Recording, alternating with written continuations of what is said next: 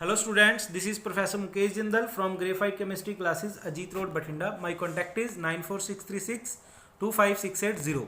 तो बेटा हम क्वेश्चंस कर रहे हैं पीरियोडिक प्रॉपर्टी से रिलेटेड आयनेशन एनर्जी के बेस्ड। देखिए आज जो हमारा क्वेश्चन है ये है the first 4 successive ionisation energy of an element are. हमें क्या दे रखी है, आयनेशन एनर्जी की वैल्यू दे रखी है बेटा 6.113, 11.8, देखो 611 मतलब फर्स्ट आयनेशन एनर्जी इतनी है, सेकंड इतनी है।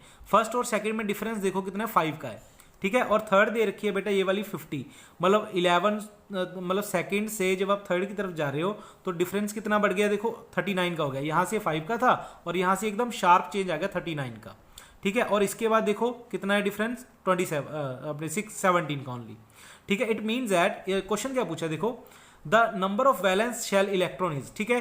तो जिससे भी हम ये इलेक्ट्रॉन निकाल रहे हैं, हमने 4 इलेक्ट्रॉन निकाले हैं, देखो 4 आयनेशन एनर्जी दे रखी है, तो इट मीन्स 4 इलेक्ट्रॉन निकाले हैं।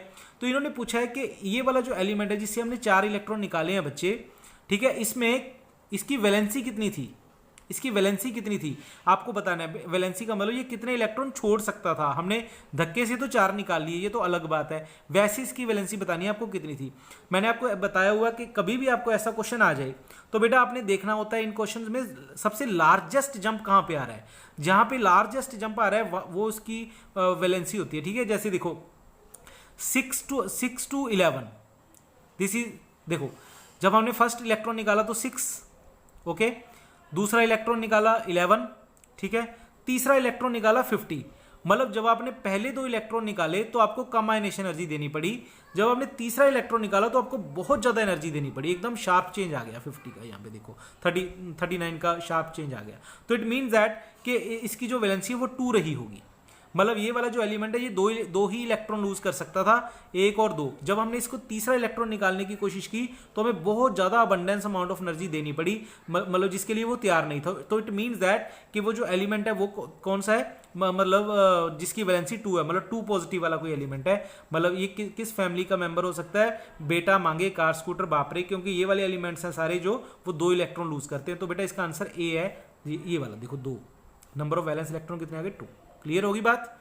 नेक्स्ट बेटा अब क्वेश्चन है, देखो which of the following represents the correct order of increasing first ionisation energy for calcium, barium, sulphur, selenium and argon, ठीक है। इन्होंने पूछा है कि आपको बताना है कि करेक्ट ऑर्डर, ठीक है, आयनेशन एनर्जी फर्स्ट का, मतलब सबसे मतलब इलेक्ट्रॉन फर्स्ट निकालने के लिए सबसे ज्यादा आयनेशन एनर्जी किसको देनी पड़ेगी, ठीक है। बेटा एक बात तो क्लियर है कि यहाँ पे देखो calcium, barium, sulphur, selenium and argon, ये देखो जो आर्गन है, argon this is a noble gas, ठीक है, this is a noble gas. मैंने आपको क्या बोला है कि जो भी नोबल गैसेस होती हैं, ठीक है, उनमें से इलेक्ट्रॉन निकालना सबसे ज्यादा मुश्किल होता है, ठीक है। तो ये नोबल गैस की सबसे ज्यादा होगी, देखो चारों केसेस में, फर्स्ट में, सेकंड में, थर्ड में, फोर्थ में आर्गन की सबसे ज्यादा दे रखी है, बिल्कुल सही है, ठीक है। अब हमने इन चारों का कंपैरिजन देखना है कि इन चारों में से सबसे ज्यादा इलेक्ट्रॉन निकालना किससे मुश्किल होगा, ठीक है।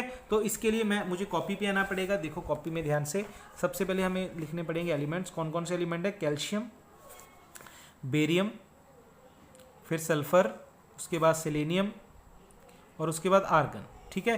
तो यहां से एक बात तो क्लियर ही है कि जो आर्गन है वो तो नोबल गैस है, उसकी तो सबसे ज्यादा होगी, इसको छोड़ दो। अब ये 4 केस रह गए, 1 2 3 4, ठीक है। अब इन 4 केसेस को अगर आप ध्यान से देखो, ये किस ग्रुप में आते हैं दोनों, देखो ये आते हैं बेटा मांगे कार स्कूटर बापरे, ये है सेकंड ग्रुप के ये दोनों मेंबर, ये वाले दोनों, देखो एक तो ये रहा और कैल्शियम ये रहा, अंडरस्टूड। अच्छा, और ये वाले दोनों कहां से आते हैं, ये वाले देखो ये आते हैं बेटा उससे टेपो, ये आते हैं ऑक्सीजन फैमिली से। मतलब ये कौन से ग्रुप से आते हैं, group number 2।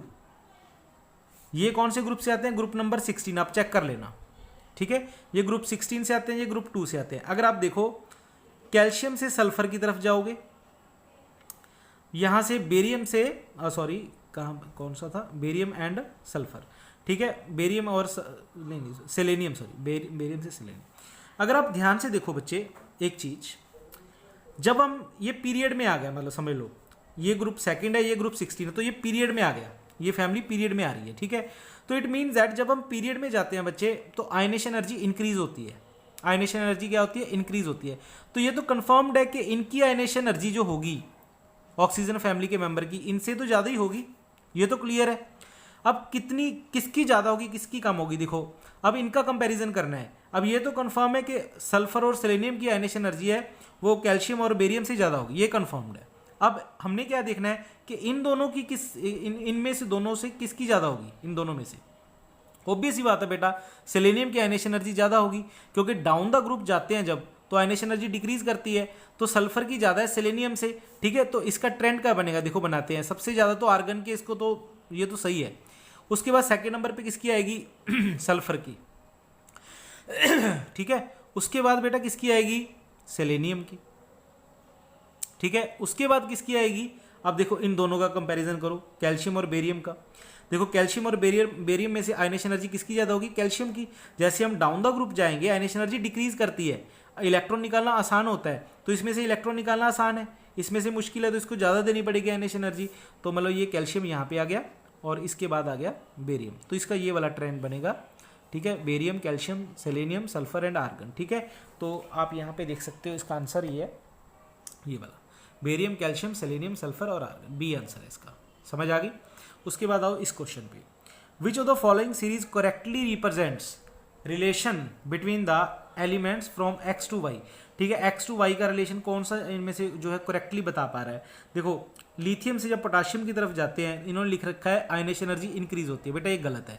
Ionisation energy decrease होती है। देखो लिथियम के नीचे सोडियम आता है, सोडियम के नीचे पोटाशियम आता है, तो मतलब डाउन द ग्रुप जब जाते हैं बेटा तो आयनेशन एनर्जी डिक्रीज करती है, यहाँ पे इंक्रीज, तो ये गलत हो गया। दूसरा क्वेश्चन, फ्लोरीन से ब्रोमीन, ये भी मतलब ग्रुप में नीचे जा रहे हैं, ठीक है। Electron gain enthalpy with negative sign increases, ये गलत है बेटा, ठीक है। ये नेगेटिव साइन डिक्रीजेज आता है। ये क्वेश्चन जो है अभी नेक्स्ट टॉपिक ये, इसको मैं आपको एक्सप्लेन करूंगा कि क्यों होता है, ये एक बार गलत है। उसके बाद आ जाओ कि कार्बन से जब जर्मेनियम जाते हैं, देखो कहे शिव जी मतलब कार्बन से जर्मेनियम जा रहे हैं बेटा, यहाँ पे ग्रुप में जा रहे हैं नीचे, ठीक है। तो एटॉमिक रेडियस इंक्रीजेस, बिल्कुल सही है। डाउन द ग्रुप जब हम जाते हैं तो साइज बड़ा होता है, जितना साइज बड़ा होगा उतना एटॉमिक रेडियस भी बड़ा होगा, ठीक है, मैंने आपको बोला था। तो यहाँ पे जो एटॉमिक रेडियस है वो बढ़ रहा है, बिल्कुल सही है। तो इसका आंसर सी है, ये रहा सी है, ठीक है। और डी का भी देख लो, देखो आर्गन से जब हम जिनोन जा रहे हैं, देखो हीना, नीना और करीना, जिंदा, ये और उसके बाद करीना फिर जिंदा, मतलब ये भी हम ग्रुप में जा रहे हैं, ठीक है। इन्होंने बोला नोबल कैरेक्टर इंक्रीजेस, बेटा ये गलत है। नोबल कैरेक्टर का मतलब समझ लो ध्यान से, नोबल कैरेक्टर का मतलब होता है किसी के साथ रिएक्ट नहीं करना, ठीक है, किसी के साथ रिएक्ट नहीं करना। जब भी आप बेटा डाउन द ग्रुप जाते हो ना तो रिएक्ट करने की कैपेसिटी बढ़ती है, तो मतलब जिनोन जो होता है ना ये रिएक्टिव होता है और आर्गन बहुत कम रिएक्टिव होता है, तो मतलब इसका नोबल कैरेक्टर कम होता है इससे। बट इन्होंने क्या लिखा है, नोबल कैरेक्टर इंक्रीज, बट ये गलत है क्योंकि नोबल कैरेक्टर कम होता है जब हम डाउन द ग्रुप जाते हैं। इसी को ध्यान में रखना, कई बच्चों को ये क्लियर नहीं होता कि नोबल कैरेक्टर सर नीचे जाते कम कैसे होता है। नोबल कैरेक्टर का मतलब होता है बेटा शांति, ठीक है। तो जब हम कभी भी डाउन द ग्रुप जाएंगे ना नीचे तो रिएक्ट करने की कैपेसिटी बढ़ती है, एलिमेंट्स की रिएक्ट करने की कैपेसिटी बढ़ेगी तो शांति तो कम ही होगी। जब कोई एक बच्चा है, ठीक है, एक बच्चा बहुत ज़्यादा एक्टिव होता है, बहुत ज़्यादा एक्टिव होता है, घर में एक बच्चा है वो बहुत ज़्यादा एक्टिव होता है, ठीक है, वो कभी यहाँ चला गया, कभी वहाँ चला गया, कभी मम्मा के पास, कभी पापा के पास, कभी सिस्टर के पास, ठीक है, वो परेशान कर रहा है सभी को, ठीक है। क्यों इतना परेशान करता है बेटा वो बच्चा, क्योंकि उसके पास एनर्जी होती है, ठीक है, एनर्जी होती है उसके पास, ठीक है। तो यहाँ पे भी जैसे आप डाउन द ग्रुप जाते हो ना, जैसे आर्गन से जिनोन की तरफ, तो यहाँ पे इनकी एनर्जी बढ़ती है। तो जितनी एनर्जी बढ़ेगी लास्ट इलेक्ट्रॉन, देखो क्योंकि एनर्जी क्यों बढ़ेगी इलेक्ट्रॉन की, क्योंकि जितना न्यूक्लियस से दूर जाता जाएगा इलेक्ट्रॉन तो उसकी ऑटोमेटिकली एनर्जी बढ़ती रहती है। हमने बोहर मॉडल में, सभी मॉडल में ये पढ़ के आए कि जितना इलेक्ट्रॉन दूर जाएगा उतनी एनर्जी इंक्रीज होगी उसकी, तो इसकी एनर्जी बढ़ती रहती है, तो इसलिए इसका नोबल कैरेक्टर जो है वो कम होता जाता है। समझ आ गई।